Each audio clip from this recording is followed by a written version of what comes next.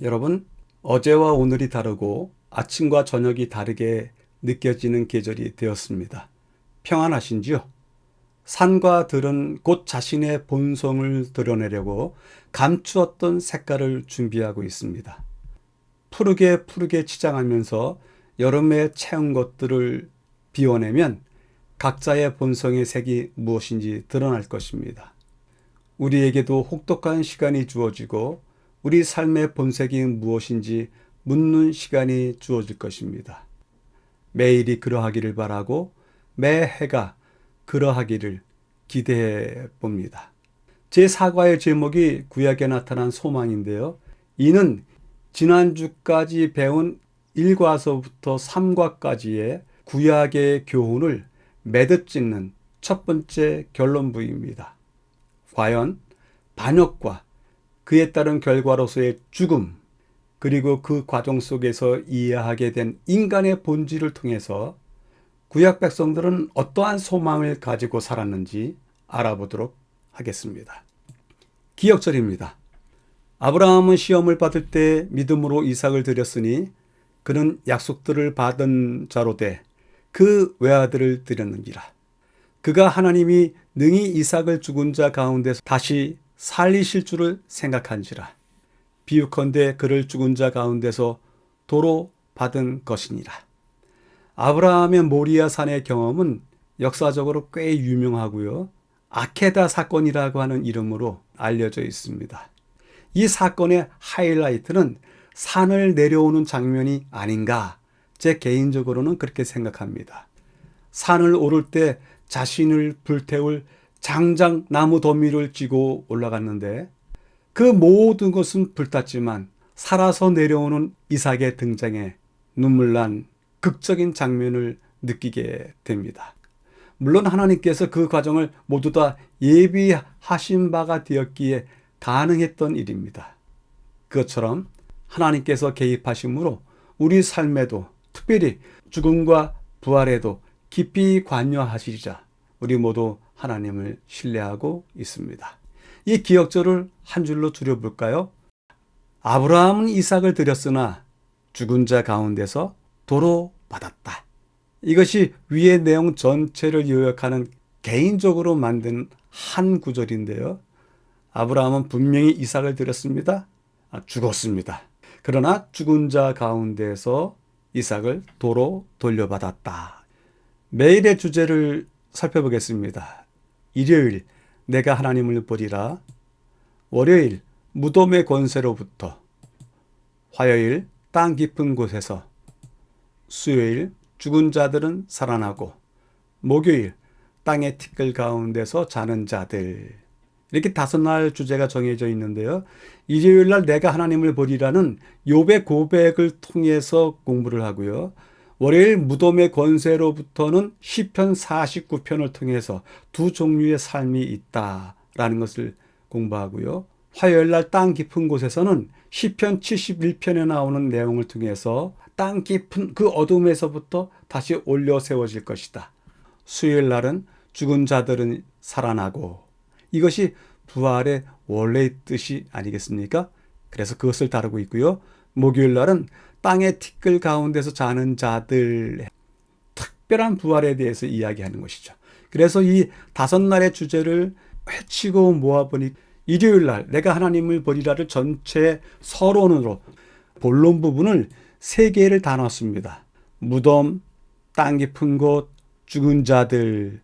이것이 같은 이야기인데 순차적인 이야기로 설명하고 있지 않는가 싶어서 3개를 본론으로 삼고요. 마지막 목요일 날 땅의 티끌 가운데서 자는 자들, 특별한 이야기를 하고 있기 때문에 이 부분을 결론 부분으로 놓았습니다. 여러분들이 충분히 구성하실 수 있으십니다. 제가 늘 이렇게 말씀드리는 까닭을 아시죠? 자기가 스스로 질문하고 대답을 얻은 교훈은 잊지 못합니다. 평생을 갑니다. 자기 신앙이기 때문에 그렇고 자기의 생각이기 때문에 그렇습니다. 전체 배경에 대해서 보면요. 주제, 구약에 나타난 소망, 본문에 나와 있는 이야기들을 한번 쫓아가 보면요. 본문에 세 가지 이야기를 하는군요. 어떻게 살아날까? 커다란 질문거리입니다. 정말 저도 궁금합니다. 그런데 하나님께서 무에서 유를 창조하시지 않으셨느냐?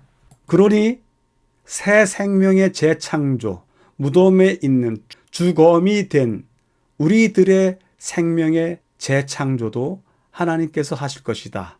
그것에 대한 믿음이 우리에게 있다.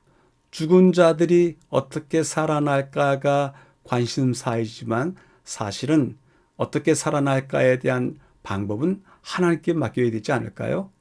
그분이 무에서 유를 창조하신 분이시기 때문에 충분히 하실 수 있지 않을까요?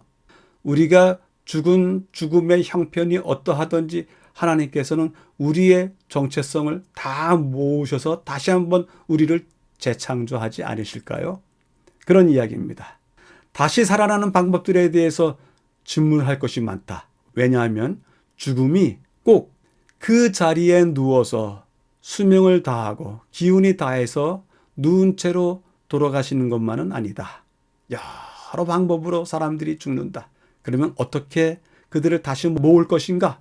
그들의 생명을 어떻게 다시 조합하실 것인가? 그런 질문이 아주 원시적인 것처럼 여겨지는 질문이 우리에게 있을 수 있습니다. 그것에 대해서 설명을 하시는 겁니다. 생명은 신비롭다. 정확히 모른다. 단지 우리가 안다고 하는 것은 하나님께서 무에서부터 유로 창조하시지 아니하셨냐? 아무것도 없는 데서 있는 것으로 만들지 않으셨느냐? 그것처럼 생명이 어떠한 모습으로 그 기운을 다하고 뜻밖의 죽음을 당하고 사지의 모습이 온전하지 않은 채 죽는다 할지라도 걱정하지 말자. 왜냐하면 하나님께서 우리 본래의 생명으로 창조하시는 것, 그거는 쉬운 일이다.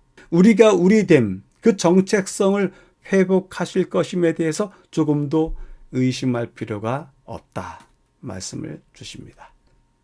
오늘서부터는요, 한 날의 공부를 마친 다음에 늘 요약을 해드렸었는데요. 그 요약하는 것을 새롭게 공부해 보도록 하겠습니다. 어떻게 바꾸냐 하면요, 제가 요약하는 것보다는 그 본문 안에서 던져준 내용에 대해서 질문해 보는 것입니다. 질문이 아니 되면 또 한번 한 문장으로 또 줄여보면서 이렇게 교과가 설명을 하는구나. 그럼 이것의 의미는 무엇일까? 되새겨보는 것입니다. 그래서 전체 배경을 이루던 날에 대해서 죽은 자는 어떻게 다시 살 수 있나 질문해 보고요. 거기에 대한 내용을 공부를 했습니다. 생명 현상은 신비라고 하는구나. 맞다, 신비다. 생명은 하나님의 손틀 안에서 만들어진 것이다. 그러니 철저히 생명은 하나님의 것이다. 이렇게 또 개인적으로 정리를 해보고요. 그래서 죽은 자의 새 생명, 자기라고 하는 정체성을 가지고 회복되는 것에 대해서 우리 모두가 기대하고 있다. 이렇게 결론도 한번 맺어보시는 과정을 만들어 보면 어떨까 생각을 해봅니다. 첫째 날입니다. 내가 하나님을 버리라. 욥기서에 나와 있는 성경 구절로 첫째 날을 다 구성을 했는데요. 본문에 어떤 내용이 나와 있는지 보도록 하겠습니다. 의인이 고통당하고 악인이 번성하는 것을 본다. 이것은 성경의 주요한 주제이기도 하고 인간 세계에서 살고 있는 우리 모두가 확인하고 볼 수 있는 이야기입니다. 그런데 욥의 경우에 있어서는요, 고통이 얼마나 컸던지 욥은 이 고통 이후의 죽음, 고통스럽게 죽는 죽음도 허무할 수밖에 없습니다. 그런데도 불구하고 욥은 단순한 죽음이 아닌 고통 너머의 죽음을 겪어야 되는 듯이 여겨지는 자기의 삶에 대해서 비관적으로 생각하지 아니하고요. 그 너머를 바라보는 것입니다. 내가 이렇게 고통 중에 있다. 이 고통이 나를 죽게 할 수도 있다. 그러나 거기서 끝이 아니다. 그 이유가 있다. 죽음 너머에 그 삶이 있다. 이야기하고 있습니다. 정말 대단한 고백입니다. 이 첫째 날 마지막 부분에 그래서 우리에게 주시는 교훈은 여러분들에게 아무리 참혹한 상황이 이른다 할지라도 우리에게 영화로운 소망이 있음을 기억하십시오. 결론을 내리는 것 같습니다. 본 내용을 살펴보도록 하겠습니다. 고통당하고 있는 중에 욥의 고백을 들어보자. 그가 얼마나 큰 고통 속에 있냐면 아내가 하나님을 욕하고 죽어라 라고까지 비난하는 고통 속에 있습니다. 그리고 실제로 자기의 몸도 기아장으로 긁고 있다고 표현을 합니다. 그렇게 고통당하는 욥, 그 욥이 자기 자신도 스스로 그렇게 생각했던 것 같습니다. 아, 이 고통이 너무너무 커. 하나님께서 죽음의 사자를 보내시리라 한 것 같아. 그런데 욥이 거기서 그치는 게 아니라요.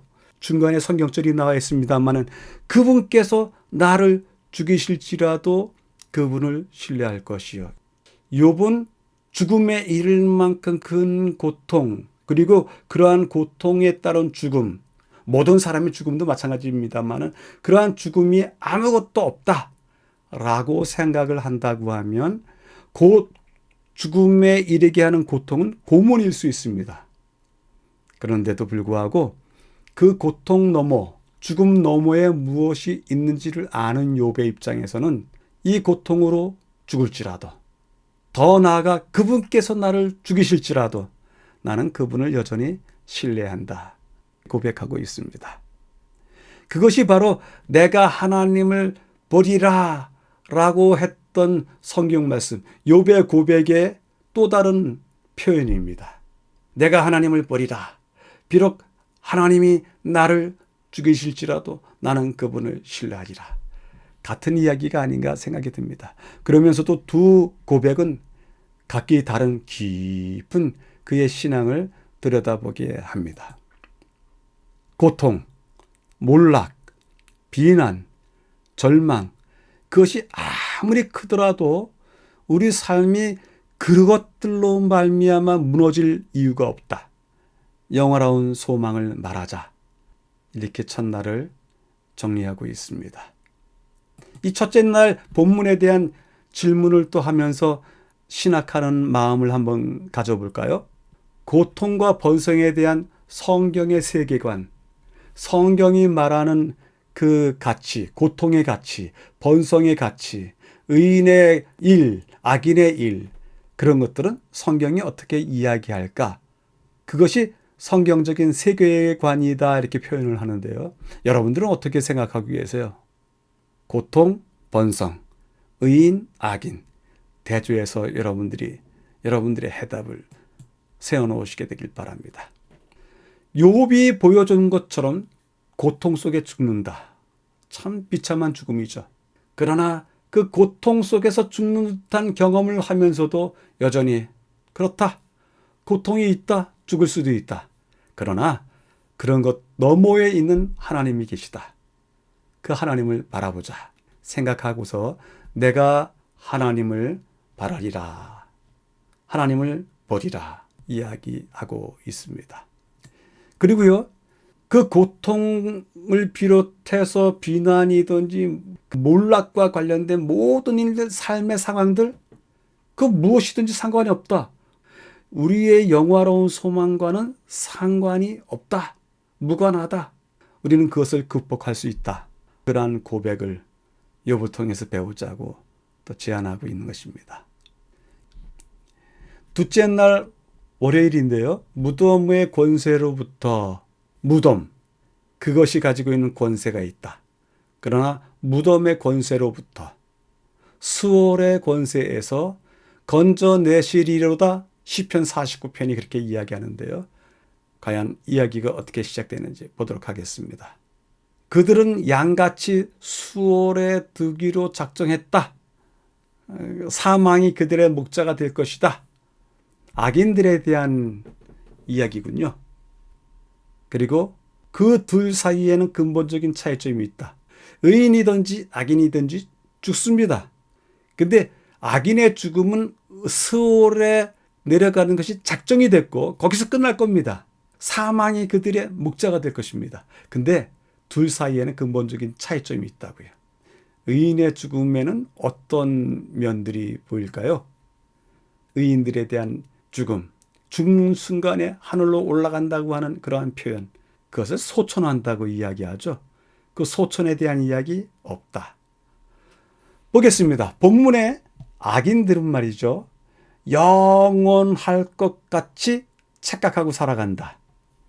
자기가 가지고 있는 재물, 부유함, 토지, 그들의 유익함, 그들이 사는 즐거움, 그것이 영원히 계속될 것이라고 생각하지만 착각이다. 그들은 양같이 수월에 두기로 작정되었다. 사망이 그들의 목자가 될 것이다. 악인들의 운명에 대해서 아주 명확합니다.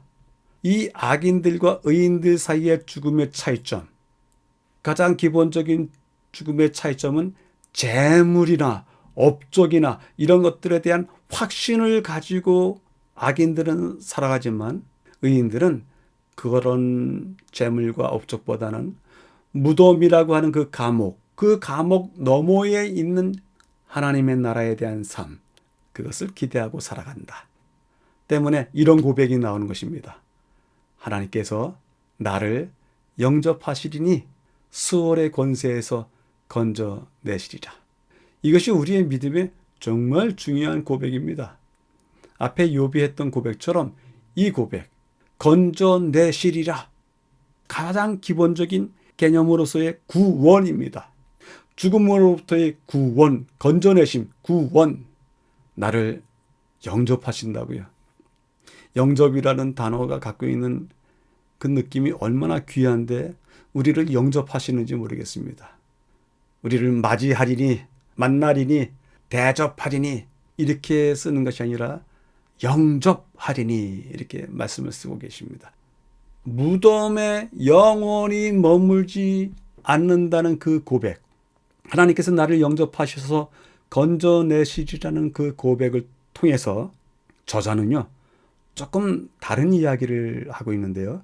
현재의 삶이 부활에 매우 중요한 기준이 된다. 부활 정말 중요하다. 그것이 없으면 아무것도 아니다.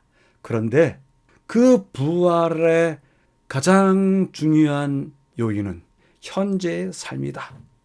현재의 삶에 충실하라. 중요히 여기라. 그것이 너의 영원한 삶의 기초를 이룰 것이다.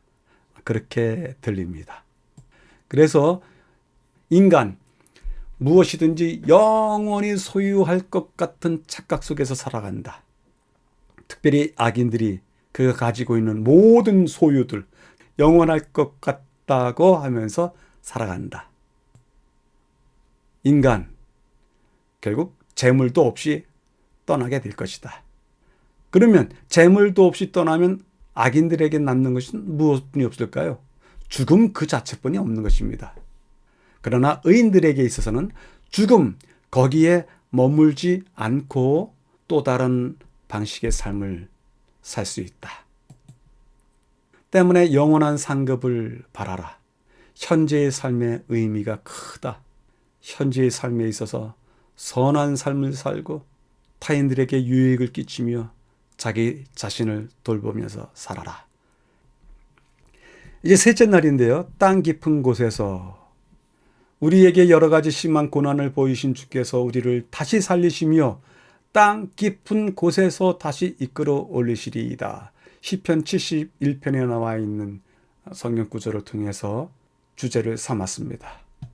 어떤 이야기들이 있는지 확인하겠습니다. 우리는 하나님으로부터 안정과 소망을 찾으려 한다. 특별히 다윗의 삶이 그러했다라는 것을 소개해 주고 있고요. 시편 71편이 다윗의 시편이기 때문에 그렇습니다. 그리고 기억을 하자. 기억을 하면 그 기억 속에서 하나님께서 우리의 위로와 확신이 되는데 우리의 반석되셨던 것과 요새였던 것을 확인할 수 있다. 그래서 그런지 몰라도 이사야는 옛적 길을 기억하라. 이 기억함에 대한 이야기를 꽤나 많이 합니다. 시편과 이사야서에 기억이라고 하는 단어가 많이 나오는데요. 우리 역시 지난날의 삶을 기억하면서 하나님이 반석이셨고 요새였던 것을 확신하면서 위로와 격려를 다시 새롭게 해야 될 듯 싶습니다. 그리고 마지막에 나와 있는 것이 땅의 깊은 곳에서라고 하는 표현입니다. 과연 이 세 이야기는 또 어떻게 흘러가는지 본문을 확인하겠습니다. 원수들과 고발자들이 극한 비난을 해왔다. 다윗이 왕이 되기 전까지의 삶이 그러했고 왕이 된 이후에도 이러한 삶의 모양에서 크게 벗어나지 못했습니다. 그러한 비난들 속에서, 위기들 속에서 언제든지 하나님으로부터 안정과 소망을 찾고 또 구하고 했습니다. 특별히 자기 삶에 대해서 살피면서 기억해내는 것입니다. 찾아내는 것입니다. 그래서 찾아낸 것이 뭐라고요? 하나님이 나를 선택하셨다. 그리고 나를 어려서부터 교훈하셨고 결국 하나님께서 나의 반석이요 요새가 되셨다. 땅 깊은 곳, 이 성경 본문의 문맥상으로 본다면 깊은 절망, 아주 깊고 깊은 절망을 이야기하는 은유적인 표현이에요. 그 은유적인 표현에만 머무는 것이 아니라 땅의 깊은 곳, 죽음, 이것을 갖다가 서로 빗대어서 이야기할 수 있겠구나. 땅의 깊은 곳에서를 단지 깊고 깊은 절망으로만 이해하지 마시고 땅의 깊은 곳에서 다시 이끌어 올리시리라를 죽음과 부활이라고 하는 교훈에 비추어서 해석을 해보면 육체적 부활을 표현하는 방식도 된다. 과연 어떻게 다윗은 고백하고 있는지 교재 본문에 나와 있는 성경 구절 몇 절을 갖다가 여러분들과 함께 확인하고서 지나가겠습니다. 다 시편입니다. 시편 71편입니다. 주는 내가 항상 피하여 숨을 바위가 되소서. 주께서 나를 구원하라 명령하셨으니 이는 주께서 나의 반석이시요 나의 요새이심이니이다. 늙을 때에 나를 버리지 마시며 내 힘이 쇠약할 때에 나를 떠나지 마소서. 하나님이여 나를 멀리하지 마소서. 나의 하나님이여 속히 나를 도우소서. 우리에게 여러 가지 심한 고난을 보이신 주께서 우리를 다시 살리시며 땅 깊은 곳에서 다시 이끌어 올리시리이다. 4절밖에 안 되지만요. 이 4절에 나와 있는 다윗의 고백이 그가 어떠한 사람이었는지를 마음의 감동으로 전해주는 듯 싶습니다. 이 셋째 날에 있는 이야기를 또 신학하는 마음으로 한번 물어볼까요? 정리해 볼까요? 원수들의 목소리가 귀에 쟁장하게 들린다. 그럼에도 불구하고 내가 그들 목소리에 내 영혼이 빼앗기지 않은 이유가 무엇일까? 하나님의 보호하심 때문이다. 단순히 하나님의 보호하심을 이야기하기보다는요. 하나님이 나와 함께 하심이었기 때문이다. 이렇게 표현하면 어떨까요? 더 생생해지지 않을까요? 우리가 과거를 살피면서 옛적 일을 기억하면서 주에 대한 고백을 하는 것을 연습해보자. 그래서 늘 그것이 우리의 입에 머물도록 해보자. 이렇게도 제안해 볼 수 있고요. 고백 속에 나와 있는 깊은 곳, 그 깊은 곳은 문맥상으로는 이런 뜻이고 비유상으로는 이런 뜻이 될 수 있는데 비유로 생각한다고 하면 죽음에서 부활하는, 육체적인 부활을 하는 그 모습을 표현한 것이다. 이건 어떤 지적인 공부로서의 결론을 이야기하고 있습니다. 이제 넷째 날입니다. 죽은 자들은 살아나고 주의 죽은 자들은 살아나고 그들의 시체들은 일어나리이다.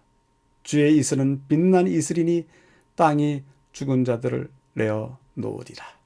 어떻게 이야기가 진행됩니까? 하나님은 위대하시고 인간은 연약하다. 그 대조를 몇 개 보여주고요. 우리가 죽었다가 살아난다는 것 그 자체에 대해서 개인적인 신앙으로만 머물지 말자. 언약 관계 속에 있는 믿음의 공동체, 그들은 부활에 대한 언약을 가지고 있는 공동체이다. 한 사람의 믿음이 아니라 한 공동체, 우리 공동체 안에 부활에 대한 신앙이 가득 차게 하자. 이런 이야기를 하고 있습니다. 가장 중요한 표현, 놀라운 표현, 감동을 주는 표현은 그것입니다. 땅이 죽은 자들을 내어 놓으리랍니다. 내놓으리란 표현입니다. 땅 자체도 이 죽음에 대해서 그 죽음의 흔적조차 없어지도록 끌어안고 있지 못합니다. 왜냐하면 땅이 그 죽은 자들을 내어 놓아야 하기 때문에 그렇습니다. 마르는 풀과 시드는 꽃, 그렇지만 하나님의 말씀은 영원하다. 비교되는 것이죠. 하나님의 위대하심, 인간의 연약함. 그렇게만 비교해 놓으면 무의미할 텐데요. 거기에 한 가지 덧붙입니다. 그 마르고 시드는 들꽃과 같은, 들의 풀과 꽃 같은 만인에게 하나님의 구원의 은혜가 열려 있다. 부활, 그것은 하나님이 들려주시는 그 사람에게만 있는 언약이 아니고 공동체 믿음으로 확장되어야 할 믿음이다. 악인들의 죽음은 완전하고도 영원히 멸망하겠지만 믿음 공동체, 언약 공동체의 죽음은 죽음에 끝나지 않고 우리 모두가 함께 부활할 것이다. 말씀하십니다. 땅이 내놓을 수밖에 없는 그 사건이에요. 이것은 정말 대단한 하나님의 기적입니다. 하나님이 가지고 계신 능력 앞에 떨 수밖에 없는 스월의 권세, 땅의 권세. 저는 여기에서 큰 감동을 받습니다. 땅이 아무런 조건 없이 내놓아야 된다. 하나님의 이름을 기억하고 그를 섬기고 그를 따르던 자들의 주검, 그가 영원히 품지 못할 것이다. 그래서 내놓아야 된다. 내놔라. 살아나고 일어나고 땅은 내어놓다. 하나님이 준비한 잔치에 그래서 앉게 될 것이다. 의인들의 죽음은 그렇습니다.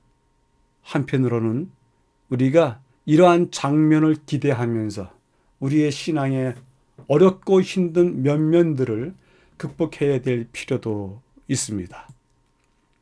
우리 삶의 유한함과 하나님의 영원함을 어떠한 방식으로든지 비교해 보시고 해석해 보시게 되길 바랍니다. 부활에 대한 믿음, 공동체가 깊고 깊이 나누어야 됩니다. 이렇게 생각하면 또 어떨까요? 이 부활이라고 하는 것을 세상이 끝날 때 그 부활로만 생각하지 말고요. 한 개인의 정신이, 영혼이, 삶의 의지가 모두 꺾이고 무너져 있을 때 그런 것들을 다시 부활시켜야 되지 않을까? 하나님을 바라보면서 부활시켜야 되지 않을까? 우리 공동체가 하나님의 선하신 뜻과 바람과 그의 계획에 멀어진 듯 우리의 신앙이 식어 있을 때 우리의 신앙이 다시 부활해야 되지 않을까? 그런 입장에서 부활이라고 하는 단어는 매우 매우 소중합니다. 오늘 내 삶에, 오늘 우리 공동체에 부활해야 될 그 어떤 것들을 이야기한다는 것은 역시 감동적입니다. 살아나고 일어나다. 땅은 내어놓다. 의인들의 죽음에 대해서 결코 그가 주장할 수 없는 것입니다. 다섯째 날입니다. 땅의 티끌 가운데서 자는 자들. 다니엘서에 나와 있는 이야기를 또 한껏 하고 있는데요. 땅의 티끌 가운데서 자는 자 중에서 많은 사람이 깨어나 영생을 받는 자도 있겠고 영원히 부끄러움을 당할 자도 있을 것이며, 이것을 땅의 티끌 가운데서 자는 자 중에서 의인들은 일어나서 영생을 받는다. 여기서만 끝나면 그냥 이 문장은 쉬울 수 있습니다. 그런데 그 땅의 티끌 가운데서 자는 자 중에서 많은 사람이 깨어날 테인데 어떤 이는 영생을 받고 또 어떤 이는 영원히 부끄러움을 당할 자도 있다. 이 한 절 안에 두 부류에 대해서 이야기를 해놨습니다. 그래서 이 성경절은 특별한 부활에 대한 이야기를 하고 있지 않는가 암시를 주는데요. 그 단어들을 찾아보도록 하겠습니다. 구약시대에도 유대인들은 마지막 때 있을 부활에 관한 지식을 가지고 있었다. 그래서 구약이나 신약이나 같다. 다니엘서가 특별히 이 부활에 대한 믿음, 그 지식을 정말 명확히 해주고 있다. 신약의 부활에 대한 개념도 보충해주고 있다. 왜냐하면 다니엘서의 부활에 대한 핵심적인 사상이 만왕의 왕, 군대의 주제, 기름 부음 받은 왕, 그가 그 부활을 이끌기 때문에 그러하고 그가 이끄는 그 부활한 자들의 세상, 그 나라에 대해서 이야기하기 때문에 다니엘서는 정말 중요한 성경입니다. 예언에 있어서도 중요하지만 부활에 있어서도 그 부활 때의 장면을 이렇게 명확히 이야기해 주는 구약 성경은 없습니다. 그래서요, 처음에 성경절을 읽으면서 얘기했던 것처럼 땅의 티끌 가운데서 자는 자들 중에서 깨어나지만 영생, 영원한 부끄러움 나눠진다. 바로 재림 직전에 있을 특별 부활을 이야기하는 것이 아닌가 저자는 확정하고 있습니다. 내용을 따라가 보도록 하겠습니다. 구약시대에도 부활에 대한 신앙이 보존되고 유지되었다. 신약시대의 부활신앙과 일치한다. 이것을 뒤로 이야기해 봐도 되는 것이죠. 구약시대의 신앙이 부활신앙이 신약시대의 것과 동일하다 이렇게 이야기할 수도 있지만 신약시대의 부활에 대한 이야기, 구약시대의 부활에 대한 이야기를 가져온 것이다. 이렇게 해도 틀리지가 않습니다. 왜냐하면 구약시대나 신약시대나 하나님의 부활에 대한 이야기, 죽은 자들을 부활시키는 하나님의 부활에 대한 이야기는 동일하기 때문에 그렇습니다. 구약 성경 중에서 다니엘서에서 부활 신학을 마주하는 것은 소중하다. 미가엘을 소개하고 그의 왕국까지 이야기하면서 부활에 대한 확신성, 역사성, 반드시 이루어질 것이라고 하는 신뢰성을 다니엘서가 보여주고 있다. 특별히 땅의 티끌 가운데서 일어나는데 두 종류의 길로 나눠지죠. 땅의 티끌 가운데서 일어나는 자들이 의인만 일어나는 것이 아니라 의인은 일어나서 영생을, 악인은 그때 일어나서 부끄러움을 받는다. 이것은 재림 직전에 있는 의인과 악인의 특별 부활에 대한 장면을 묘사하는 것이다. 성경 전체에 담긴 부활의 신앙이 있다. 구약과 신약을 나누지 않는다. 다니엘서는 미가엘을 소개하고 하나님 나라를 보여주고 있다. 구약이 이야기하는 부활에 대한 너무너무 소중한 자료입니다. 땅의 티끌 가운데서 일어난다고 하는 우리 다니엘의 말씀 속에는 영생과 부끄러움이 함께하는 특별 부활에 대한 이야기가 숨겨져 있다. 여섯째 날 더 깊은 연구를 위해서 제안을 주시는데요. 이 이야기들은 우리에게 있어서 학문적인, 과학적인 접근을 하기도 하고 그것에만 치우치지 아니하고 또 영감의 말씀에 대해서도 어떤 교훈을 주시고 있습니다. 맨 밑에 세 번째 줄이에요. 살아있을 때 그들 속에 거하셨던 주의 능력으로 말미암아 그들은 죽음에서 일으킴을 받을 것이다. 신의 성품에 참여하는 사람들이었기 때문에 죽음에서 일으킴을 받을 것이다. 오랫동안 생각해 보아야 될 본면의 말씀입니다. 자신에게 질문하기입니다. 죽은 이후의 소망을 이끄는 것은 살아있을 동안에 우리 삶에 무엇에 영향을 받는가? 우리 삶에 무엇이 죽은 이후의 소망을 이끌어 줄 것인가? 그런 이야기입니다. 현재 우리 삶에 무엇이 죽은 이후의 소망에 대한 기억을 이끌 것인가? 여러분들이 대답해 보시길 바라고요. 교과서를 세 줄로 요약하면요. 매일의 제목으로 사용해도 될 것 같습니다. 나는 하나님을 보리라. 땅의 깊은 곳에 있을지라도, 땅에 티끌로 누워 있더라도, 더 풍성한 내용들이 많이 있습니다만 이러한 방식으로 이번 주 교과에 대한 고백을 해보도록 하겠습니다. 본 학회를 찾아주신 여러분들께 감사드립니다. 다음 주에 다시 뵙겠습니다.